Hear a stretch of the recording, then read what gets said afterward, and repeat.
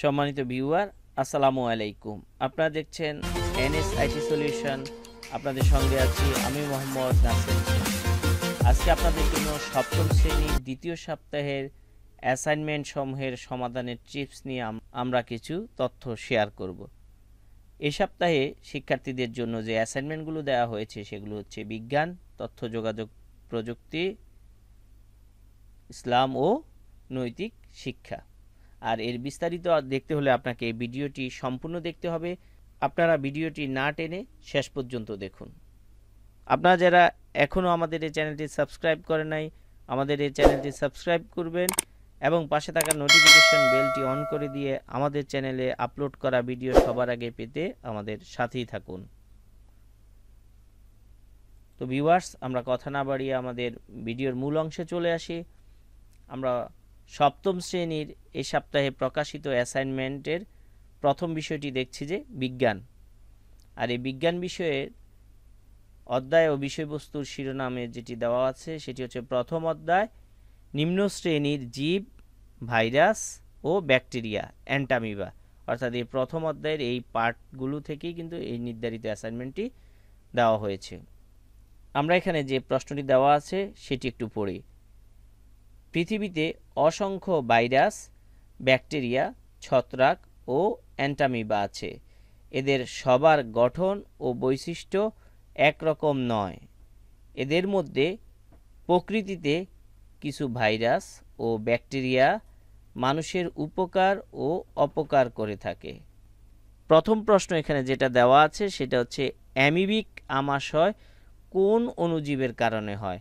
শিক্ষার্থী বন্ধুরা, তোমরা কিন্তু তোমাদের যদি মেইন বইতে দেখো, মেইন বইয়ে যেই অ্যান্টামিবা সম্পর্কে যে তথ্যগুলো দেওয়া আছে সেখানে স্পষ্ট করে লেখা আছে কিন্তু অ্যামিবিক আমাশয় কোন অণুজীবের কারণে হয়। এখানে তোমাদেরকে যে ক নম্বর যে প্রশ্নগুলো দেওয়া আছে সেখানে এই নির্ভুল তথ্য কিন্তু তোমাকে উপস্থাপন করতে হবে। তাহলে এর জন্য তোমাকে কিন্তু মেইন বই থেকেই তুমি উত্তরটা সংগ্রহ করতে পারবে। খ নম্বরে আমরা যে প্রশ্নটি দেখছি সেটি হচ্ছে ব্যাকটেরিয়াকে আদিকোষী বলা হয় কেন। কিছু কিছু জীব আছে যাদেরকে খালি চোখে দেখা যায় না, আসলে এরা কিন্তু অণুজীব। এই অণুজীবগুলোর মধ্যে ব্যাকটেরিয়া কিন্তু আদিকোষী। আচ্ছা, আমরা যদি আদিকোষী কাদেরকে বলবো? যে সকল জীবের মধ্যে অর্থাৎ আদি এমন কোনো কোষ, এমন কোনো জীব আছে যাদের নিউক্লিয়াস, যাদের তোমার কোষের গঠনটা সুগঠিত নয়, অর্থাৎ যাদের কোষের মধ্যে অনেকগুলো অঙ্গাণু অ্যাবসেন্ট, এরাই কিন্তু মূলত আদিকোষী। তাহলে ব্যাকটেরিয়াকে বলার কারণ কিন্তু ব্যাকটেরিয়ার সাথে দেখবা যে তুমি অনেক তথ্য আছে যে এইদের এই কোষের অঙ্গাণুগুলা নাই, থাকলে এগুলা সরল, এই কারণেই মূলত এরা আদিকোষী। আর এখানে তোমার কিন্তু এই তুমি যদি যে পার্টটি দেওয়া আছে ব্যাকটেরিয়ার সপ্তম শ্রেণীর বিজ্ঞান বইতে, সে পার্টটি পড়লেই তুমি কিন্তু এই প্রশ্নের উত্তর পেয়ে যাবে। ঘ নম্বর, উদ্দীপকের প্রথম অণুজীবটি উদ্ভিদের কোন কোন রোগ সৃষ্টি করে তা ব্যাখ্যা করো। এখানে তোমাকে আগে প্রথমে শনাক্ত করতে হবে যে প্রথম অণুজীব কোনটা। সেই অণুজীবটা যদি দেখো, এখানে প্রথম যেটা সেটা হচ্ছে ভাইরাস, এবং এই ভাইরাস উদ্ভিদের কোন কোন রোগ সৃষ্টি করে তা তুমি এখানে উল্লেখ করবে। ঘ নম্বর যে প্রশ্ন, উদ্দীপকের দ্বিতীয় অণুজীবটির অর্থনৈতিক গুরুত্ব। আচ্ছা, এখানে দ্বিতীয় যে অণুজীবটি আমরা দেখতে পাচ্ছি সেটি হচ্ছে ব্যাকটেরিয়া। এখন এই ব্যাকটেরিয়ার অর্থনৈতিক গুরুত্ব কিন্তু তোমাকে দুইটা শিরোনামই আলোচনা করতে হবে। অর্থনৈতিক গুরুত্বের জন্য দুইটা শিরোনামে আলোচনা করতে হবে, সেটা হচ্ছে উপকারী দিকগুলো এবং অপকারী দিকগুলো।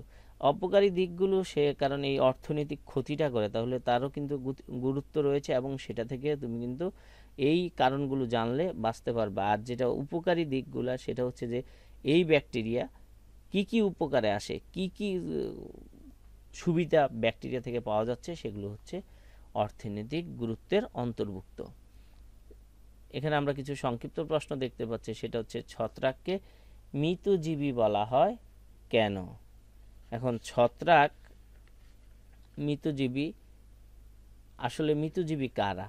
ছত্রাক কিন্তু সবুজই না, আমরা এটা সকলে জানি যে ছত্রাক কিন্তু ক্লোরোফিল নেই, যার কারণে তারা নিজের খাদ্য নিজে তৈরি করতে পারে না। এই খাদ্য তৈরি করতে না পারার কারণেই তারা কিন্তু পরের উপরে নির্ভরশীল খাদ্যের জন্য।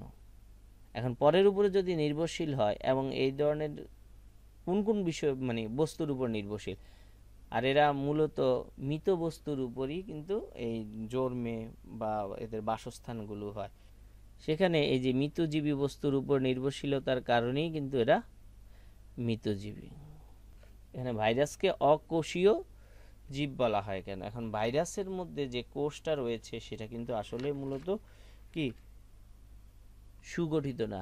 এখন এই কোষটা আমরা কিভাবে দেখব? ইলেকট্রন অণুবীক্ষণ যন্ত্রে যদি আমরা দেখি যে ভাইরাসের কোষের গঠন, সেখানে আমরা দেখতে পাবো যে এদের কোষ প্রাচীর, প্লাজমা লেমা, সুগঠিত নিউক্লিয়াস এবং সাইটোপ্লাজম এই সবগুলোই কিন্তু অ্যাবসেন্ট রয়েছে। আর যার কারণেই কিন্তু এই ভাইরাসকে অকোষীয় জীব বলা হয়।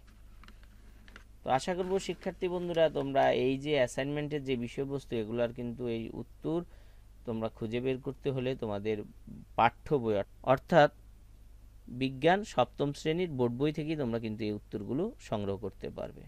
আমরা যে দ্বিতীয় অ্যাসাইনমেন্টটি রয়েছে এখানে সপ্তম শ্রেণীর জন্য তথ্য ও যোগাযোগ প্রযুক্তি, আমরা একটু দেখছি যে অধ্যায় ও বিষয়বস্তুর শিরোনাম।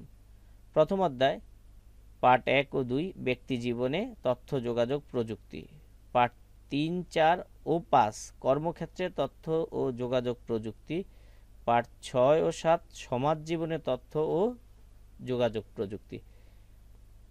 এখানে যে অ্যাসাইনমেন্ট বা নির্ধারিত কাজ সেটি হচ্ছে ব্যক্তিগত জীবনে তথ্য ও যোগাযোগ প্রযুক্তির গুরুত্ব বিশ্লেষণ করে প্রযুক্তি নির্ভর বিশ্ব শিরোনামে একটি প্রবন্ধ লিখো। অর্থাৎ 200 শব্দের মধ্যে একটি প্রবন্ধ লিখতে হবে। প্রবন্ধের নাম হবে প্রযুক্তি নির্ভর বিশ্ব। আর এই যে প্রবন্ধে সেখানে ভূমিকা লিখতে হবে যে প্রযুক্তি নির্ভর বিশ্বটা কি, কেন এই দিন দিনে প্রযুক্তি নির্ভরশীলতা বেড়ে যাচ্ছে, ব্যক্তিগত জীবনে তথ্য ও যোগাযোগ প্রযুক্তি ব্যবহারের ক্ষেত্রসমূহ। মানুষ আসলে তার কাজকর্মের ক্ষেত্রে বা প্রাত্যহিক জীবনে তথ্য যোগাযোগ প্রযুক্তি ব্যবহার কোন কোন ক্ষেত্রে ব্যবহার করে সেগুলো কিন্তু এখানে উল্লেখ করতে হবে। ব্যক্তিগত জীবনে তথ্য ও যোগাযোগ প্রযুক্তি ব্যবহারের গুরুত্ব। এখন এই যে শিরোনামটা সেখানে আসলে এই তথ্য যোগাযোগ প্রযুক্তি ব্যবহারটা কেন দরকার, কেন সে ব্যবহার করবে, আর এটার কি গুরুত্ব রয়েছে, কোন কোন ক্ষেত্রে কেন ব্যবহার করবে। অনেক ক্ষেত্রে দেখা যাচ্ছে অনেক কাজ করতে হলে এই তথ্য যোগাযোগ প্রযুক্তির সহায়তা ছাড়া সম্পূর্ণ হচ্ছে না। অনেক দ্রুত কাজ করতে হলেও কিন্তু এটার প্রয়োজন, নির্ভুলভাবে কাজ করতে হলেও কিন্তু এই তথ্য যোগাযোগ প্রযুক্তির প্রয়োজন রয়েছে। আচ্ছা, এই যাবতীয় বিষয়গুলো এখানে তোমরা তুলে ধরবে। উপসংহার, সর্বোপরি যে বিষয়গুলো আলোচনা করবে সেখানে যে মূল কথাটা সে বা সর্বশেষ যে কথাটা সেখানে তুমি এই উপসংহারে লিখতে পারবে। আমরা এখানে দেখছি যে ইসলাম ও নৈতিক শিক্ষা, অর্থাৎ সপ্তম শ্রেণীর ইসলাম ও নৈতিক শিক্ষার প্রথম অধ্যায়ের বিষয়বস্তুর শিরোনাম হচ্ছে আকাইদ। এখানে যে প্রশ্নগুলোর উত্তর দিতে হবে সেটা হচ্ছে আকাইদ কি, তাওহীদ বিশ্বাস করা প্রয়োজন কেন, 3 হচ্ছে কুফরির পরিণাম ব্যাখ্যা করো, 4 হচ্ছে শিরকের কুফল ও পরিণতি ব্যাখ্যা করো। তোমরা কিন্তু আসলে তোমাদের যে আকাইদ যেই অধ্যায়টা, যে প্রথম অধ্যায়, এই অধ্যায়ের মধ্যে কিন্তু সবগুলো প্রশ্নের উত্তর সহজে এবং অনায়াসে খুঁজে পাবে। আশা করি তোমরা এই মেন বইয়ের সহযোগিতায় তোমাদের এই অ্যাসাইনমেন্টের নির্ধারিত কাজটা সম্পূর্ণ করবে। আপনারা যারা এখনও আমাদের এই চ্যানেলটি সাবস্ক্রাইব করেন নাই, আমাদের চ্যানেলটি সাবস্ক্রাইব করবেন, পাশে থাকা নোটিফিকেশন বেলটি অন করে দিয়ে আমাদের চ্যানেলে আপলোড করা ভিডিও সবার আগে পেতে আমাদের সাথেই থাকুন। আপনাদের সকলকে আমাদের সাথে থাকার জন্য ধন্যবাদ।